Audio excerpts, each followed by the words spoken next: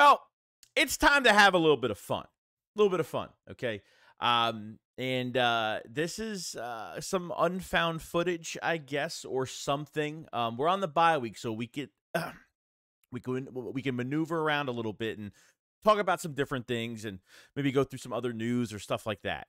But this video is about Carson Wentz. There was some unfound footage or some type of footage that, at least I didn't see it. I've never even seen this before, and this was the Super Bowl year in 2017. I know people in the comment section, people are watching are going to say, why are you even wasting your time? What does it matter? But this is just fun at the end of the day. This is just talking about something else and having fun with it, and that's all. So if you don't want to watch it, don't watch it. I get it. So let's get into it. Because I've seen enough horror movies to know any weirdo wearing a mask is never friendly.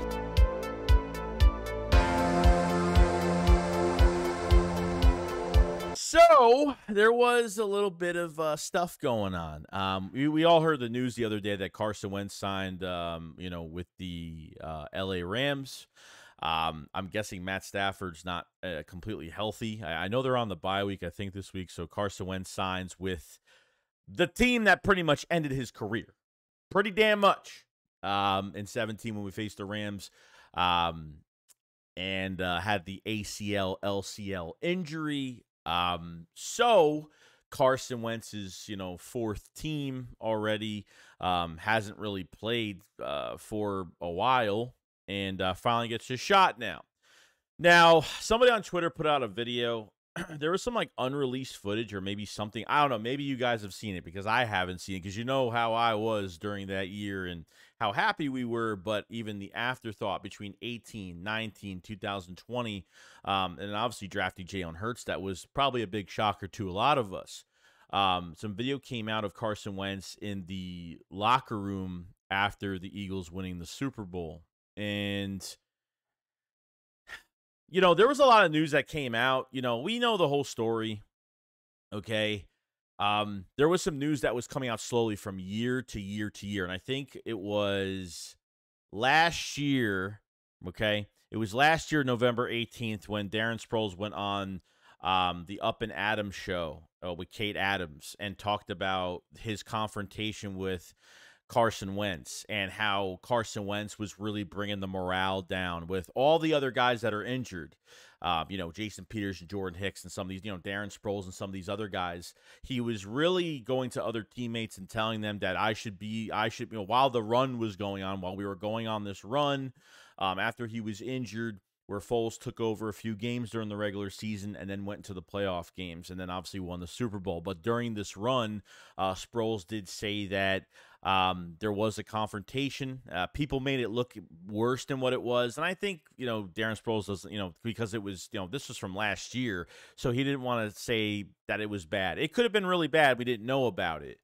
But he says that we had some words. I had to make him realize that you got to be happy for the team. And I think that was one of the biggest problems with this whole entire situation. That Carson Wentz did change attitude-wise, quote-unquote. He wasn't the way he was before he got injured. I'm trying to even go through the rest of this. He said, personally, I just feel like with Carson, he's a great player, Sproles began. I just feel like he just needs to take coaching like that. I feel like that's probably his hardest thing to do. But I know with Carson, he has to have an outlet too. He needs to have a good tight end. If he doesn't have a good tight end, that's his comfort zone. So that's what he really needs to be successful. So not having Zach Ertz maybe affected him, but obviously that LCL, ACL injury, that injury lingered on to 2018. And then Sproles, and then Nick Foles took over again in 18. And then we had that drop versus the Saints that we could have went back because the Rams weren't good.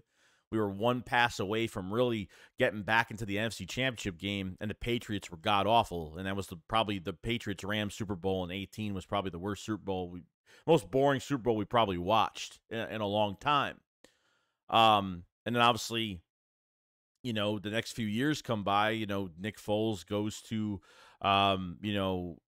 the Jags on a big contract, gets hurt the first game, out for the whole season, and then like really the next couple years on top of really bad drafts and not having good cap, and this team just falling apart and really catching up to us from restructuring contracts every single year. 2020 was my last straw with Carson Wentz, where I kind of broke and said, I can't defend this guy anymore. Really, it was that Washington game. It was the first game, I think, against Washington. I don't know if it was the opener. No, it was in Washington. I think the first game of the season in 2020, where I noticed that Carson Wentz just did not look the same. Okay, 2019, we played the wild card round against the Seahawks. 8 plays in, he gets a concussion. And then really since there was a lot of speculation that concussion really messed him up, and this LCL, ACL injury lingered for 2 years. Like he wasn't his body was not even ready to come back. And because that Carson Wentz has kind of been a little selfish at times and was afraid for other quarterbacks to come in and look better than him and had to be the hero and had to be in these games, I think it really messed things up. The rumors about Doug Peterson, Carson Wentz not having that relationship. Every time I saw Carson Wentz on the sideline after the Super Bowl, really after that year, if he went to the sideline, like he was never near any teammates. He was always by himself. Like I could believe Darren Sproles on a lot of things, because Darren Sproles, I don't see him as a guy that's trying to make stuff up. I could see that during the Super Bowl year that he was not happy. Even this video that you're watching right now, and I understand that there is going to be a little bit of a part inside you that says, hey, it should have been me. But if you're bringing the morale down leading up to a Super Bowl and then winning the Super Bowl, and that's how you're going to react, you would think that this lights a fire under you. I think, honestly, the biggest mistakes they made, and I understand, a quarter. I mean, literally, you got off the Chip Kelly era in 2015. You literally had a rebuild for 2 years, and you won a Super Bowl. Somewhat of a rebuild and won a Super Bowl, which is absolutely insane. But if you were to tell me that Carson Wentz, if he didn't get injured, would he have won the Super Bowl for us? I would have said yes. At that time in 17, at the end of that year, I would have said yes. Now, in 2024, looking back and seeing all the events that have happened with this guy, the number one thing that really pissed me off was him not. I've made enough videos about Carson Wentz over the years, especially when we had their first round pick from the Colts, and I was making videos on the update on Carson Wentz's. It was a second round conditional that turned to a first because he had to play a specific amount of snaps for the Colts when he went there. Okay. And the Eagles got a steal. The Eagles pretty much got Devontae Smith out of that pick, pretty much, which 100% it has worked out for us. At this point, I think when it came down to that, okay, looking back at it now, it wouldn't have worked. I don't think it would have happened. But look, at the end of the day, I'm going to say this. There's no Super Bowl without Carson Wentz. There's no Super Bowl without Nick Foles. And, Carson Wentz paved the way for Nick Foles. Nick Foles has never had a full season healthy, ever. Never, never, ever, as a full-time starter. We don't know if he would have been healthy the whole year, okay? And I know people are going to say, well, we don't know if Carson Wentz would have won the Super Bowl. I mean, he was on fire. He was on fire. I think this is where we saw the true colors of Carson Wentz when he was benched in this, when he was hurt. And he was watching the Eagles go on this spectacular run. And I think just to be realistic, I think he was pissed off over it. I think he was complaining a lot to other injured players and saying that he should be out there. And I could probably guess this is 100% true. Darren Sproles said it himself. Why would he lie? Why would he lie? And you know what? It's crazy because, when Nick Foles left in free agency after 18, when we almost went on another roll again, we almost went on another spectacular run again. The best choice was probably to keep Nick Foles after that and trade Carson Wentz away, because at that point, Carson Wentz had a lot of value. I know he came off a big injury, but the Eagles would have got a shit ton of picks. They would have got a crap ton of picks for Carson Wentz if they traded him after 17, or at least after 18. It would have been a lot more. But they kept with Carson Wentz. They paid Carson Wentz. And they drafted Jalen Hurts in 21. And a lot of Philadelphia wasn't happy with the pick. I get it. I had Jalen Hurts as a late 3rd to a 4th-round pick in that draft. Unfortunately, it's not that I didn't like the player. It was that we were already paying a quarterback, so drafting a quarterback in the 2nd round just made no sense, not knowing – we don't know what was going on behind the scenes. Drafting Jalen Hurts was a lot more going on that we didn't know about with Carson Wentz in the front office. I mean, he went to the Colts on a silver platter. Frank Reich, I mean, Carson Wentz has not earned a starting job. Never has earned a starting job. Never has been in a quarterback competition his whole entire career. Okay? Jalen Hurts beat him out physically, beat him out mentally, and every time Jalen Hurts got opportunities during games, like Carson just could not stand on the sideline. He couldn't stand that he was sitting on the sideline. Here we go again. You know what I mean? And finally, they shipped him out. And we didn't know what was going to happen after that. We took on a lot of dead money from Malik Jackson, Alshon Jeffrey, and then Carson Wentz's dead cap number, which the Eagles are done with all of that now, thank God.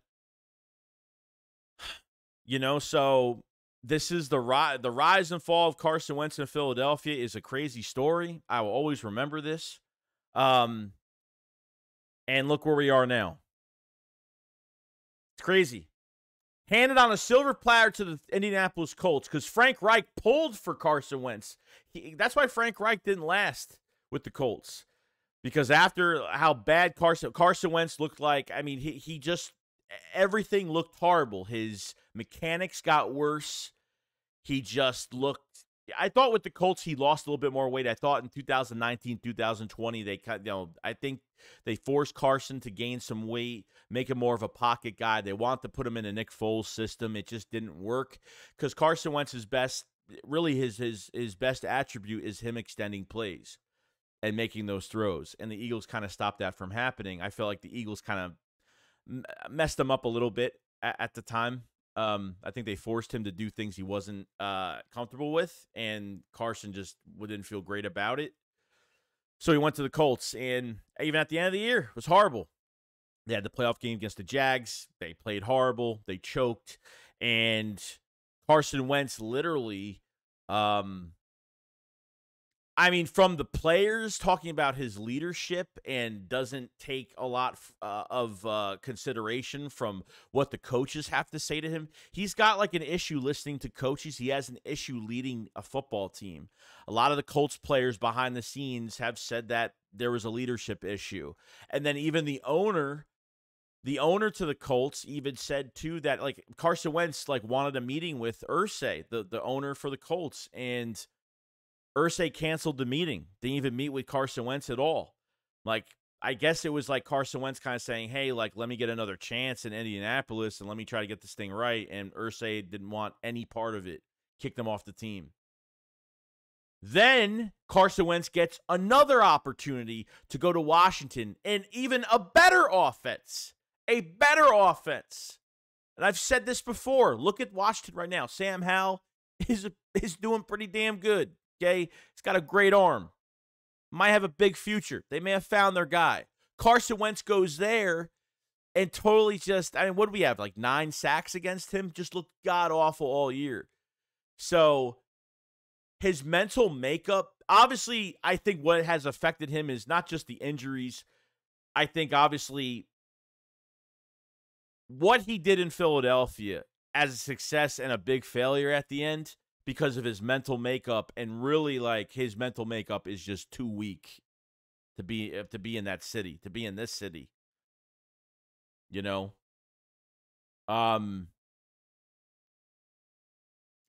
He's never really earned anything at all. He just signed a contract with the Rams. He'll come in for a couple games. He knows he's not going to do much of anything. Like, you know, what do they expect him to do?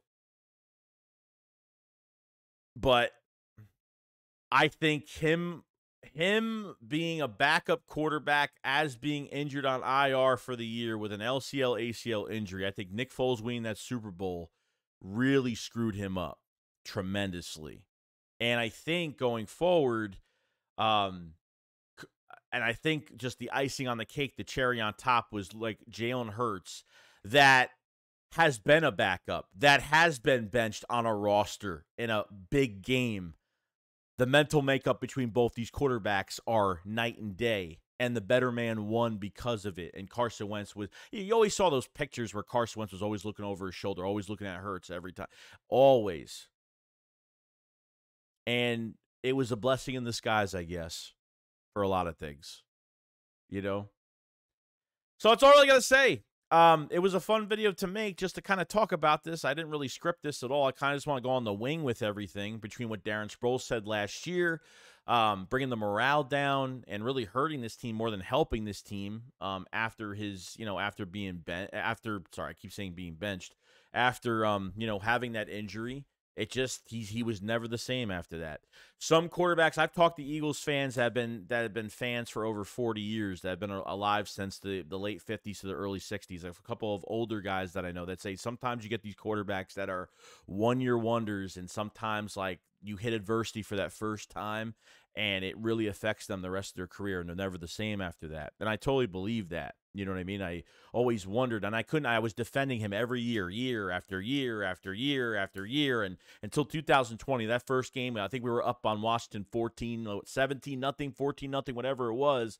Washington came back and beat us, and I knew that something was wrong. I said something's wrong with Doug Peterson, and something's wrong with Carson Wentz, and I got attacked for it. I mean, the comment section that year, that first game with Carson Wentz, I mean, I called it quits with Carson Wentz after the first game. And I get it, like after the first game, like why would you give up on a quarterback? Because I've seen enough. I've defended the guy way too much, and that's how it happened.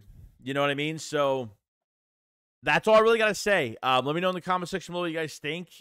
It was just something fun just to do and just to talk about because I thought it was really interesting since he was signed by the Rams, and then all of a sudden this other stuff came out, and I never saw this video at all. Like trust me, I watch every damn thing, and this is one thing I definitely did. This is like the second year I was doing YouTube pretty damn much. You know what I mean? So that's all I got to say. But let me know what you guys think. I'll see you guys. I mean, we're grateful. I mean, trust me, I am especially. I'll be humble about it because I didn't like the pick with Jalen Hurts. Not the player, but I didn't like the pick. And I guess we can all kind of, whether you agree, don't agree, whatever the case may be. But, guys, have a great day. See you guys in the next one. Thanks for following us. Peace, guys. Peace.